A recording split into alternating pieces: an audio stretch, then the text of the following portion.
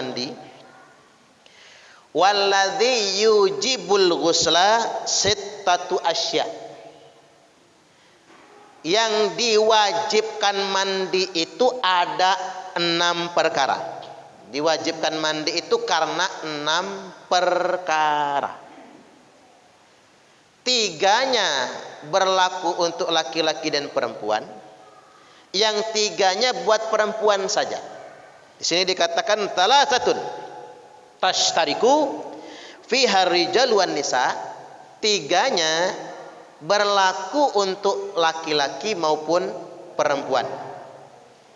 Wahya yakni antara lain 1, iltiqaul khitanain, bertemunya 2 khitan. Khitan ketemu khitan, maka wajib mandi. Ini fikih ya Bu, walaupun tidak keluar mani. Ini hukum fikih. Takut bapak-bapak nggak pengajian sih. Ibu-ibu yang jadi ustazah ditanya, "Mah ini wajib mandi nggak Mah?" Ya, mandi Pak. Mamah ngaji soalnya. Si Papah males. Saya juga heran zaman sekarang yang rajin pengajian kok emak-emak ya Bu ya. Bapak-bapak kok males. Ya bapak-bapak itu baru rajin kalau tahlilan, habis itu bawa besek. Rajin. Cuman kalau nggak ada beseknya sepi. Nah yang istiqomah itu ibu-ibu, walaupun ibu-ibu ini ada kelemahannya. Kalau pengajian masuk kuping kanan, bablas kuping kiri. Begitu sampai rumah, suami nanya, "Mah tadi ngajinya apa?" "Apa ya? Kok lupa gitu, ngomong apa gitu." Ya nggak apa-apalah, namanya ibu-ibu gampang lupaan ya Bu ya. Apalagi banyak memikirkan masalah rumah tangga. Biasanya kadang-kadang yang banyak memikirkan emak-emak tuh. Baik, yang pertama karena ketemu 2 khitan. Yang kedua wa inzalul mani, karena keluar mani. Sebab inzal. Inzal itu apa? Adanya orgasme. Ini bukan ngaji porno, ini ngaji hukum. Orgasme itu apa? Ini harus ke detail ya. Orgasme itu sampai puncak. Jadi laki-laki yang mengalami orgasme maupun perempuan maka wajib mandi. Walaupun tidak ketemu 2 khitan. Misalnya karena masturbasi, onani atau mimpi basah, itu wajib mandi. Walaupun tidak ketemu 2 khitan. Nah, itu hukum fikih. Selanjutnya yang ketiga yang wajib mandi itu wal maut. Orang mati wajib mandi. Cuman nggak bisa mandi sendiri. Berarti kita mandikan orang mati itu. Jadi mandinya orang mati itu sebetulnya sama dengan mandinya orang hidup. Jangan terlalu banyak air. Ada mandiin mayat itu airnya 3 drum. Saya tanya ibu-ibu pernah nggak mandi 3 drum? Ya megar lah Bu badannya. 3 bak gede itu, Masya Allah. Kebanyakan airnya. Ya biasa aja mandi itu. Kadang sabunnya sampai 5 biji. Ibu-ibu pernah nggak sekali mandi pakai sabun 5? Ya enggak lah, 1 biji aja nggak habis-habis. Jadi sekarang udah pinter pakai sabun cair. Biasa aja kayak mandi biasa lah. Mandi wajibnya orang hidup. Jadi jangan terlalu berlebih airnya. Katanya airnya nggak boleh putus. Enggak Bu, itu mitos saja. Nggak ada keharusan begitu. Zaman Nabi nggak punya pancuran. Nggak ada keran. Mandinya pakai bejana begitu. Kalau kebanyakan air juga zaman Nabi nggak boleh. Karena belum ada sumur bor. Belum banyak air. Al-israfu fil ma', berlebihan menggunakan air itu tidak boleh. Jadi biasa saja mandiin jenazah itu. Kemudian yang berikutnya itu 3 ya. Berlaku untuk laki-laki dan perempuan. Nah yang 3 berikutnya wa thalathatun takhtassu bihan nisa, yang 3-nya hanya berlaku untuk wanita saja. Yakni apa itu? Al haid, karena haid. Wan nifas, karena nifas yang kedua melahirkan, darah nifas terhenti. Yang ketiga wal wiladah, karena melahirkan. Jadi 3 berlaku hanya untuk wanita saja. Baik, sekarang kita masuk ke pasal rukunnya mandi, fardunya mandi. Jadi kalau fardu itu begini Bu ya, kalau kurang maka enggak sah mandinya kalau kurang dari 3 ini. Yang pertama, an-niyah, berniat. Jadi niat mandi wajib itu hukumnya wajib. Niat itu boleh yang umum saja, misalnya nawaitul ghusla li raf'il hadasil akbari an jami'il badani fardhalillahi ta'ala. Itu untuk semua mandi berlaku itu. Karena aku niat mandi untuk ngangkat hadas besar. Berlaku kan? Dari badan karena wajib karena Allah Ta'ala. Atau pakai bahasa Indonesia boleh. Saya niat mandi wajib. Ngangkat hadas besar karena Allah Ta'ala. Boleh juga begitu Bu. Pakai bahasa kita. Enggak harus bahasa Arab ya. Selanjutnya wa izalatun najasati in kanat ana badani, menghilangkan najis dulu kalau di badannya ada najis. Makanya di dulu ini tuh mencuci 2 lubang pengeluaran. Lubang pengeluaran tuh banyak Bu, tapi lubang yang di bawah mata ini pengeluaran, yang keluar dari mata namanya belek, air mata ya. Hidung, yang keluar dari hidung namanya umbel. Ingus dan upil. Dari mulut, yang keluar dari mulut apa namanya? Hiler, ences, ludah, dahak dan lain-lain. Kuping, yang keluar dari kuping namanya cule, bin, conge, kan begitu. Nah kalau yang dari situ nggak apa-apa, lubang paru-paru, lubang paru-paru, lubang kulit ya, keringat namanya. Itu tuh bukan najis. Umbel itu nggak najis Bu. Makanya kalau dalam kondisi darurat boleh ditelan. Jijik ya Bu. Punya sendiri, nggak usah jijik Bu. Kalau punya saya jangan. Punya sendiri mah nggak apa-apa. Tapi kalau yang keluar dari 2 lubang bawah, saya tahu namanya, tapi tidak mau menyebutkannya. Kalau keluar dari sana Bu, maka najis. Maka kalau mau mandi wajib, itu dulu yang dicuci. Itu yang dicuci. Nah kemudian yang ketiga, wa isalul ma'i ila jami'i sya'ri wal basarah. Sampainya air ke seluruh rambut dan kulit tubuh kita, kulit luar. Makanya kalau orang mandi wajib, yang dimandiin cuma leher ke bawah, enggak sah mandi wajibnya. Atau mandi wajib palanya doang, enggak sah mandinya. Harus semua, harus kena air. Makanya ibu-ibu mandi wajib, niat menjegur kolam, jegur. Kok kenceng amat suara saya sih? Keluar dari kolam sah mandi wajibnya Bu. Walaupun jegur doang, enggak sabunan itu. Enggak sabunan, enggak sampoan ya, jegur. Tapi jorok namanya ya Bu ya. Enggak sabunan. Sah, karena rata airnya ke seluruh tubuhnya. Jadi kalau cuman mau pakai gugur kewajiban ya itu tadi. 1 niat, 2 buang dulu najis, bersihkan dulu najis, yang 3 rata air ke seluruh rambut dan badan. Sah mandi wajibnya. Tapi ya jangan gitu aja, Ge. Kan segalanya ada adabnya, ada tata caranya. Baik, saya bacakan dulu sunnah-sunnahnya. Wa sunanuhu khamsatu asya. Sunnahnya mandi wajib itu ada 5 perkara. Khamsatu asya, ada 5 perkara. 1, at-tasmiyah, baca bismillah. Nomor 1 baca bismillah.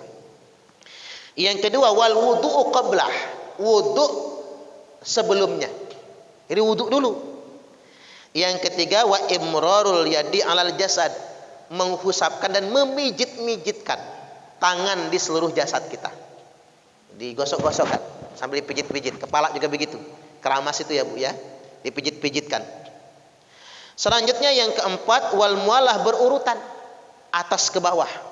Jadi atas duluan baru turun ke bawah. Wa taqdimul yumna 'alal yusra, dahulukan yang kanan lalu yang kiri. Itu cara mandi. Baik, itu sunnah mandi bukan cara mandi. Sekarang kita bicara kaifiyat, sifat mandi. Cara mandi itu kayak mana? Yang lebih afdol kita gabung ya Bu. Wajibnya, sunnahnya, adabnya kita gabung. Wajib, sunnah dan adab. Kalau wajib itu harus karena dia rukun. Sunnah itu lebih utama karena dia sunnah. Adab itu etika, tata caranya, urutannya. Nah, gimana caranya? Satu, mencuci tangan sambil membaca bismillah. Semua ibadah di dalam Islam kalau bersuci didahului dari mencuci tangan. Ghuslul kafain talatan, mencuci telapak tangan 3 kali. Makanya protokol kesehatan rajin mencuci tangan. Itu sesuai dengan sunnah Nabi, ajaran Nabi. Ini corona sedang terus meningkat ya Bu ya. Wajar, memang ini resikonya. Kalau kita nyumput dalam rumah malah bahaya. Kedepannya tahun depan atau 5 tahun lagi ada corona lagi, kita lemah. Ibu-ibu ini sebenarnya sudah seliweran lah sama corona itu. Udah. Ibu-ibu ini saya yakin sudah ngirup virus corona. Cuman kebal tubuhnya. Jadi makanya kita nggak terjangkit virus corona. Bener. Nggak mungkin nggak lah Bu. Ibu-ibu kan ke pasar kan? Ke mall kan? Yakin dah. Apalagi kayak saya ini Bu. Tiap hari ketemu orang beda-beda. Makanya saya ini bisa awet muda. Ketemu orang cantik terus soalnya. Ketemu emak-emak terus ya. Orang beda-beda. Ngisi ceramah di kantor di mana-mana. Saya percaya virus corona itu ada. Nggak kayak kata orang itu nggak ada. Tapi kita mungkin Allah kasih kekebalan tubuh. Makanya kita nggak terjangkit. Kan pakai masker Ustadz. Dokter itu Bu, udah kayak astronot, masih kena juga kan? Ya tetap juga kalau mau kena ya kena. Nah nanti 5 tahun lagi, tahun depan ada corona kayak gini lagi, kita sudah kebal. Karena itulah hikmahnya new normal. Tapi resikonya banyak yang bertumbangan juga. Jadi kita ini sudah urusannya udah ketakdir itu. Nah. Tapi tetap jaga kesehatan. Konsumsi vitamin, cuci tangan ya cuci tangan, pakai masker ya pakai masker. Jangan makan sesuatu yang bisa melemahkan daya tahan tubuh kita. Dietnya libur dulu ya Bu. Mending badan melar daripada kena corona. Gampang sama diet mah urusan nantilah kalau corona sudah habis ya. Makanya santai-santai dulu lah, dibikin enjoy hidup ini. Jadi pertama saya ulang lagi nyuci tangan. Dan mencuci tangan itu sambil membaca bismillah. Hujan ya Bu ya? Enggak apa-apa. Sambil membaca bismillah kita mencuci tangan. Setelah itu kita mencuci kubul dan dubur. Mencuci 2 lubang pengeluaran. Yang bawah tadi. Dicucinya langsung pakai sabun. Dan dibilas sampai keset. Tujuannya apa? Agar selama mandi nanti tidak dipegang lagi. Selama mandi tidak dipegang lagi. Awas tangannya jangan geratilan. Itu sunnah, ini adab. Walaupun megang juga sah mandinya, tapi kan kita bicara adab. Setelah dicuci kubul dan dubur, dibilas sampai bersih keset, baru wudu. Kita mencuci anggota wudu. Kayak wudu kita sholat itu Bu. Wudu mau sholat ya. Jadi cuci anggota wudu, tapi tidak usah berniat. Nggak usah nawaitul wudu li raf'il hadasil asghari, nggak usah. Tapi anggota wudu dicuci seperti orang berwudu itulah. Nah, habis berwudu mulai nyiram air pertama di kepala. Siraman ini kalau dia pakai shower atau pancuran, tumpahan pertama.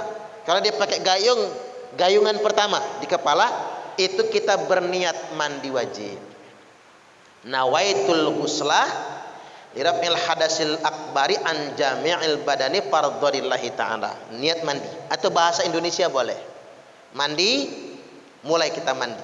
Siram dari atas, sampoan, bersabun dari atas ke bawah, kanan ke kiri. Ya layaknya mandi. Ibu-ibu tahu kan cara mandi? Layaknya kita mandi, bersabun. Cuma kita sering kebalik kan, sabunan dulu baru sampoan, kebalik. Sunnahnya sampoan dulu baru sabunan. Kan atas dulu baru ke bawah. Itu sunnahnya. Nah, selama mandi nih, jangan megang kubul dan dubur. Jangan dipegang lagi, itu adabnya. Nanti habis mandi ibu-ibu andukan, habis mandi diandukan, udah bersih semua, udah keramas, udah sabunan semua, enggak wudhu lagi, enggak apa-apa. Makanya di mazhab Syafi'i dikatakan kalau sudah ngangkat hadas besar, hadas kecil terangkat juga. Habis mandi langsung anduan, langsung pakai baju sholat sah. Nabi bersabda, la wudu'a ba'dal ghusli. Tidak wajib wudhu setelah mandi. Tapi kalau enggak megang kubul dan dubur. Tapi kalau megang alias tangannya gratilan, maka habis mandi tetap wajib wudhu karena sudah datang hadas kecil yang baru. Karena ngapa? Megang kubul dan dubur membatalkan wudhu. Atau selama mandi kencing lagi. Nah ya bu ya, kalau lagi mandi kok kebelet pipis, berarti nanti habis mandi wajib wudhu karena sudah datang hadas kecil yang baru. Lagi mandi kecepirit, cerit misalnya, mencret ya, umpama nih, padahal udah ngebuang lagi, ya berarti nanti habis mandi wudhu lagi. Wudhu itu karena apa? Karena sudah datang hadas kecil yang baru. Itu mengapa dia wajib wudhu. Kentut misalnya. Tapi kalau selama mandi kencing lagi enggak, berak enggak, kentut tidak, megang kubul dan dubur tidak, habis mandi andukan, pakai baju sholat sah sholatnya. Jelas ya? Itu cara mandi wajib. Jadi walaupun mandi basah-basahan, jebar-jebur juga sah ya bu. Tapi sebaiknya pakailah adabnya agar lebih sempurna. Karena kita ingin mandi itu jadi ibadah. Saya terus terang bu, bukan cuma mandi wajib, mandi biasa saja saya kayak gitu caranya. Mandi biasa. Istri saya nanya, ya istri saya bukan yang lainnya. Istri saya nanya, "Bi, kok cara mandinya sama mandi wajib?" Ya iyalah, biar kita dapat pahala. Mandi biasa aja begitu caranya. Jadi mandi biasa sama mandi wajib itu kalau bisa caranya sama urutannya, adabnya juga sama. Itu baru dapat pahala kitanya. Jelas ya? Baik, sampai di sini dulu kita buka sesi tanya jawab. Saya persilakan, pertanyaannya bebas. Ya, silakan.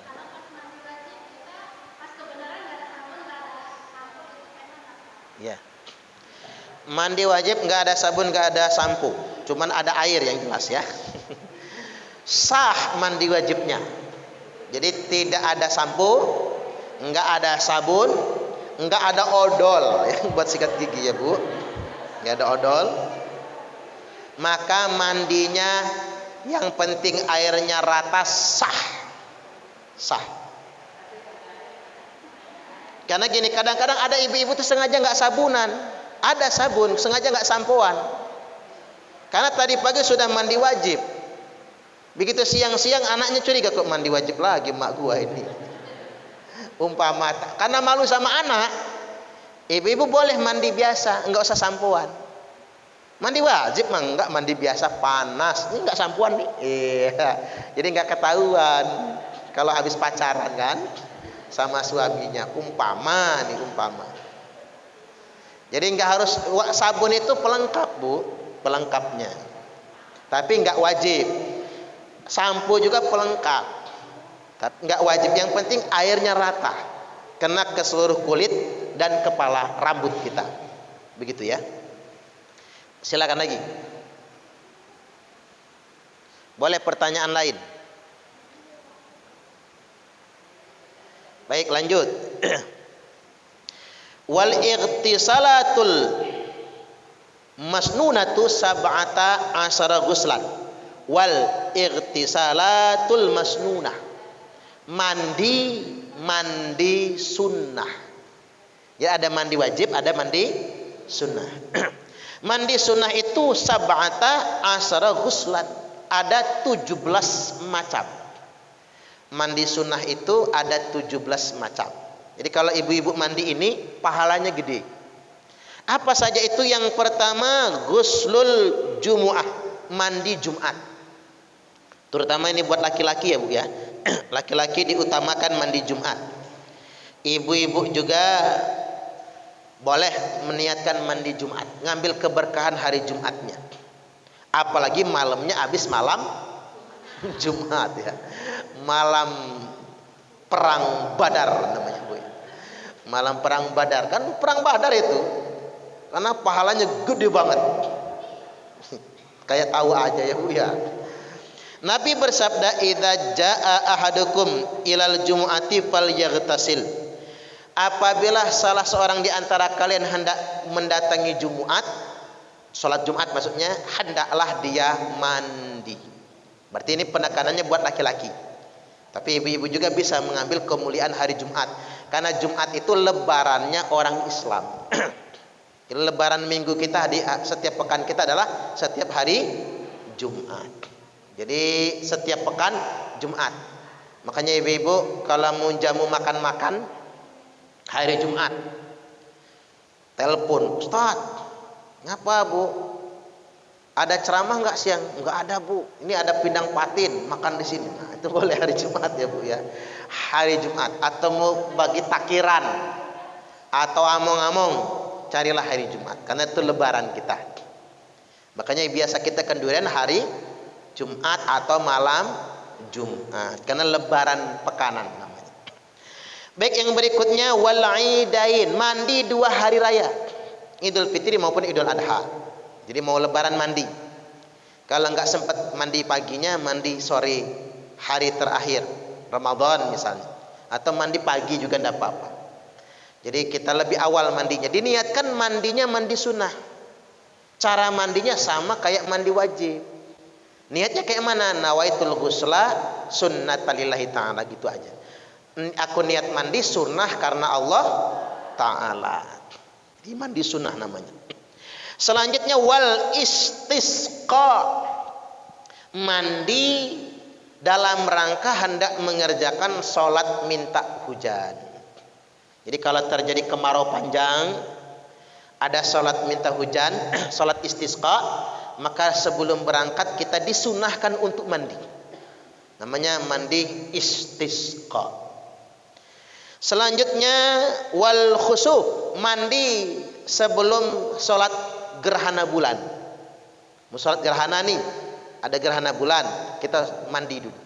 Wal kusuf, mandi hendak sholat gerhana matahari, juga disunahkan mandi. Pernah ibu-ibu sholat gerhana? Belum ya? Dulu waktu gerhana matahari total di Bandar Lampung banyak masjid mengadakan sholat gerhana sekitar beberapa tahun yang lalu ya. Selanjutnya wal ghuslu min ghuslil mayyit, mandinya orang yang habis memandikan mayit. Jadi ibu ini habis mandiin mayit ya, sunahnya mandi. Jadi orang yang habis memandikan mayit disunahkan untuk mandi. Mandi mayitnya wajib, yang kita mandi itu wajib.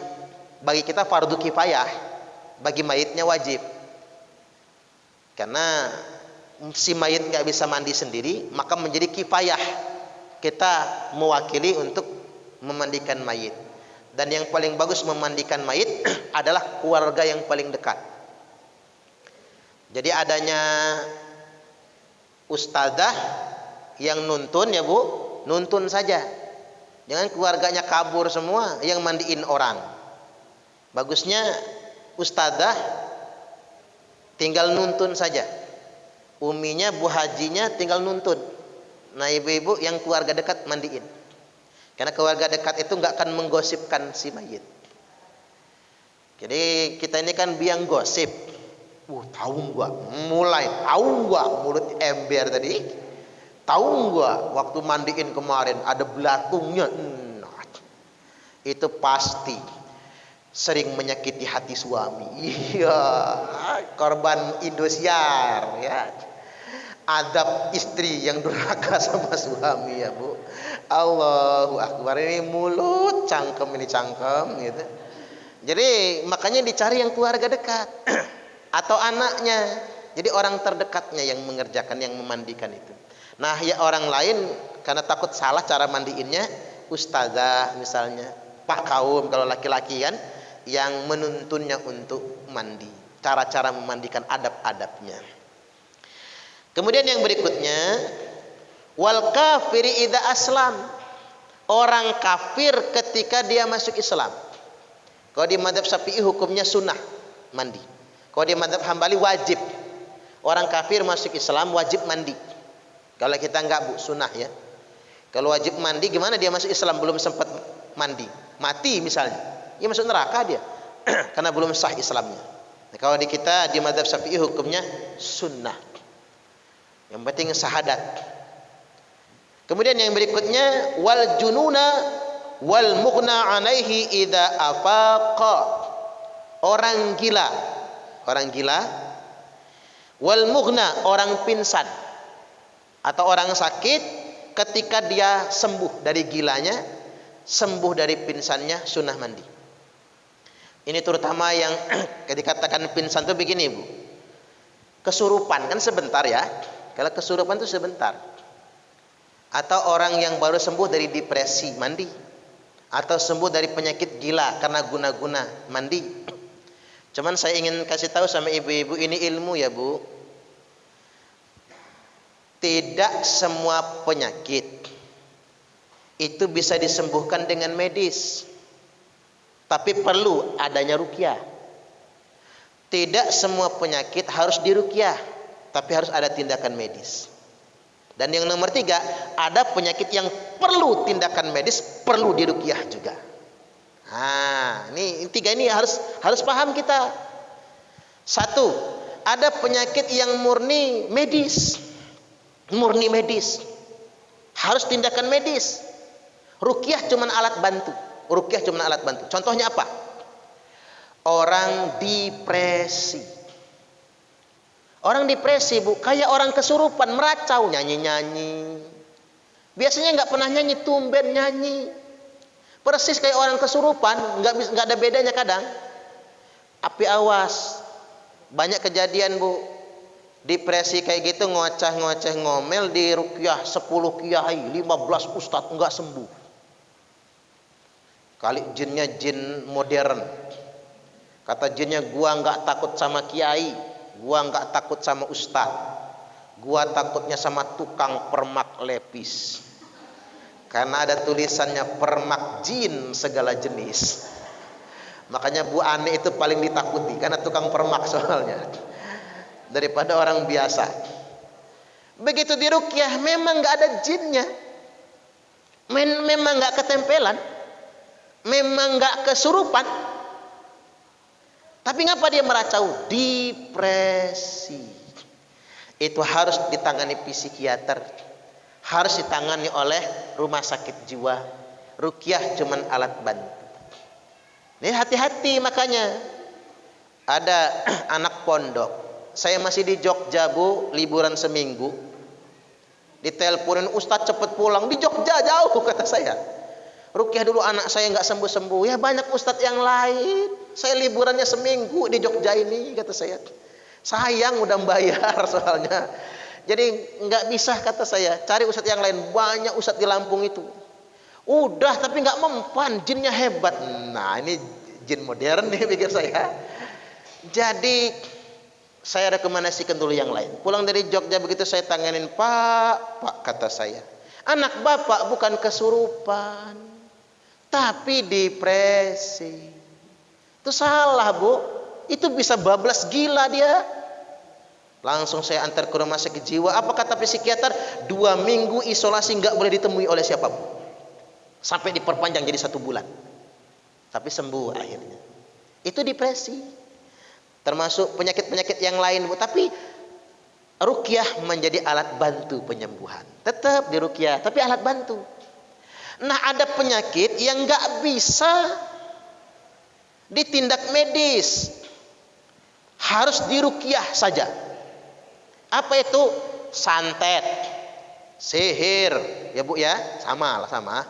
Kesambet, itu nggak bisa, harus di ruqyah itu. Ada yang nggak percaya, Bu. Dokter lagi, namanya dokter, nggak pernah belajar kan?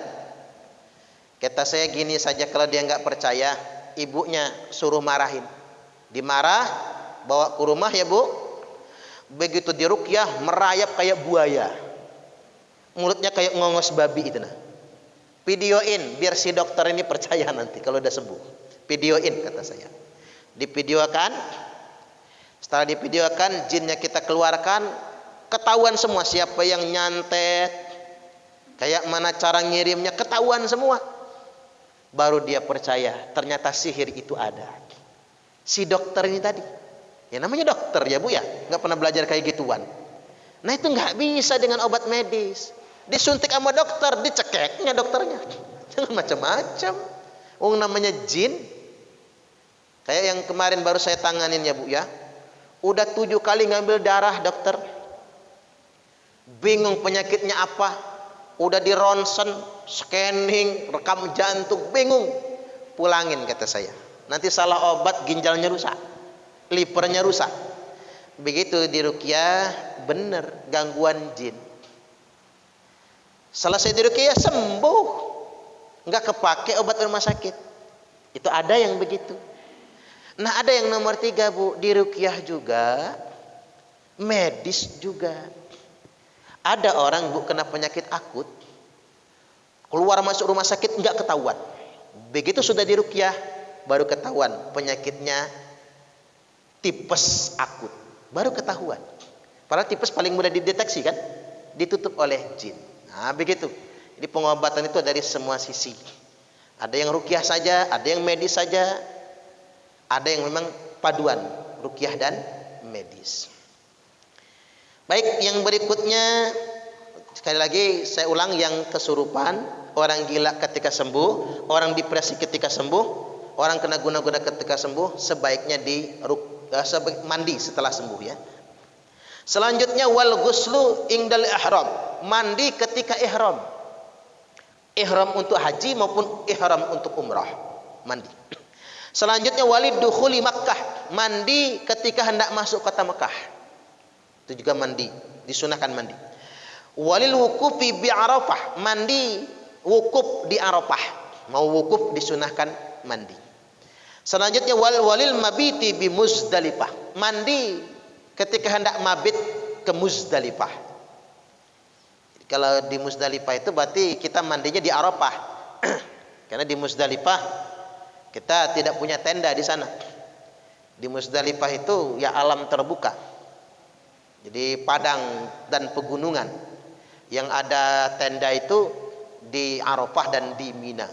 Karena Muzdalifah itu cuma singgah saja. Mudah-mudahan ibu-ibu naik haji semua. Allahumma amin, amin ya rabbal alamin. Selanjutnya waliramyil jimari talat, ketika hendak melempar 3 jumrah.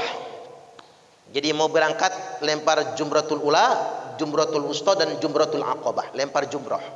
Sebelum berangkat disunahkan mandi. Wali tawaf, sebelum tawaf, mau tawaf disunahkan mandi. Wali sa'i, dan ketika hendak sa'i disunahkan mandi. Mandi tawaf sama sa'i jadi satu boleh. Jadi sebelum berangkat tawaf gitu di hotel, mandi dulu. Enak Bu di hotel. Kalau dulu mah numpang tempat orang. Zaman dulu ceritanya sih, saya nggak pernah, belum hidup juga zaman itu. Zaman dulu yang pakai kapal itu ya Bu, naik haji pakai kapal, turun di Jeddah. Nanti satu jamaah dijemput 2 unta, ceritanya sih begitu. 1 unta bawa beras, bawa barang-barang, 1 unta bawa jamaahnya. Orang Arab itu berebut Bu, pengen nampung kita di rumahnya. Itu zaman dulu. Arab belum sugih, belum ada minyaknya, belum ngebor minyak. Arab masih hidup sederhana. Arab masih dijajah malah oleh Inggris gitu ya, kawasannya gitu. Itu sama kita mah hormat-hormat, berebut, sama rumah saya aja ya Pak, rumah saya saja ya Bu, berebut, ikram sama tamu-tamu Allah. Dulu. Sekarang enggak ada Bu. Orang Arab songong-songong. Pantesan Nabi turunnya di Arab ya. Iya, sekarang kan galak-galak. Songong-songong cuek sama kita. Kalau nggak ada pulus, nggak urusan nggak mulus. Segitunya Bu, bukannya jelek, bukan. Lalai karena mereka sudah kaya. Kaya raya kan mereka. Orang Arab itu kan nggak ada yang kerja. Yang kerja kan orang suruhan semua, termasuk TKI sama TKW gitu ya. Begitu, makanya tadi kadang-kadang kemapanan membuat orang jadi lalai kadang-kadang. Jadi ikramud duyub, memuliakan tamunya sudah tidak ada. Kalau zaman dulu itu dia berebut memuliakan tamu. Ya wajar ya Bu. Disitulah Abu Jahal dulu kan, disitulah Abu Lahab ya. Kita bukan mempermasalahkan sukunya, bukan. Tapi itulah manusia. Di mana-mana itu selalu ada dua. Ada yang baik, ada yang jahat. Jangan kayak zaman dulu. Kalau nikah beda suku nggak mau. Padahal suku selalu dua kan. Orang Jawa selalu dua. Ada yang baik, ada yang jahat. Orang Lampung ada selalu dua. Sunda juga begitu. Jaseng juga begitu kan. Apalagi Jaseng. Ada yang Jawara, ada yang Kiai kan. Ada yang santri, ada yang abangan. Selalu begitulah. Selalu dua. Orang Lampung begitu. Orang Sumatera juga begitu. Jadi nggak boleh ngebangsain orang, nggak boleh. Semua orang pasti ada yang lebih, ada yang kurangnya. Tapi sekali lagi, kadang-kadang kemapanan membuat orang jadi lalai. Selanjutnya terakhir ya, walidukhuli madinati Rasulullah sallallahu alaihi wasallam, mandi sebelum masuk kota Madinah, kota Nabi ya Bu. Itu sunnah juga. Baik, demikian. Ada yang mau ditanyakan, saya persilakan. Bismillah.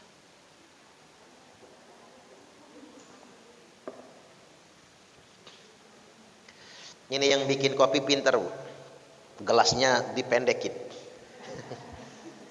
Karena nggak habis kan kalau ketinggian gelasnya. Ini bagus ini. Ini bakal habis nih, percayalah sama saya. Bakal habis. Monggo silakan, nanti mau ditanyakan. Ya, silakan.